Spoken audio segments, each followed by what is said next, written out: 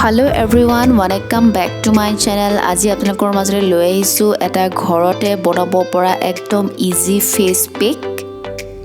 এয়া আপোনালোকে দেখিছে মই মিন্ট লিভস লৈছো আৰু এলোভেৰা জেল লৈছো। পদিনা পাতখিনি ভালদৰে আপোনালোকে মিক্সিত পেষ্ট বনাই ল'ব। এয়া আপোনালোকে দেখিছে যাৰ ধৰক বেছিকৈ স্কিনত যদি পিম্পলছ আছে, একনি আছে, ডাৰ্ক সাৰ্কেল আছে, তেওঁলোকৰ কাৰণে এই ফেস পেকটো একেবাৰে উপকাৰী হয়।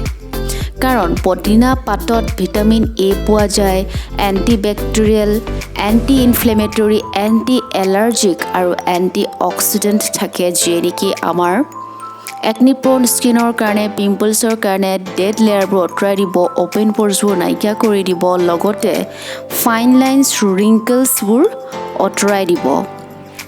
সেয়েহে আপোনালোকে সপ্তাহত যদি এই ফেস পেকটো দুবাৰকৈ যদি ব্যৱহাৰ কৰে আৰু ইয়াৰ ডেফিনেটলি ভাল ৰিজাল্ট পাব।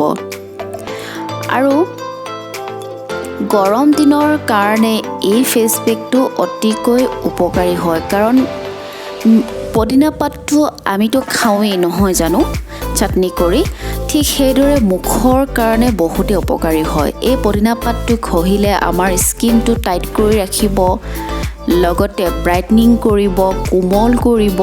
আৰু এলোভেৰাটো আপোনালোকে জানে এন্টি ইনফ্লেমেটৰি প্ৰপাৰ্টিজ থাকে, ভিটামিন ই পোৱা যায়, চি পোৱা যায়, যি নেকি আমাৰ ডাৰ্ক স্পটবোৰো আঁতৰাই দিয়ে, ফাইন লাইনছবোৰো কমাই দিব।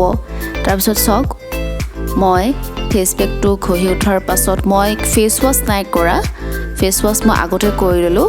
আপোনালোকে ফেস পেকটো ঘঁহাৰ পিছত লগালগ ফেস ৱাছ কৰি নিদিব, আপোনালোকে আগতে ফেস ৱাছটো কৰিহে ফেস পেকটো ইউজ কৰিব। এতিয়া মোৰ মুখখন বহুতে ব্ৰাইট লাগিছে।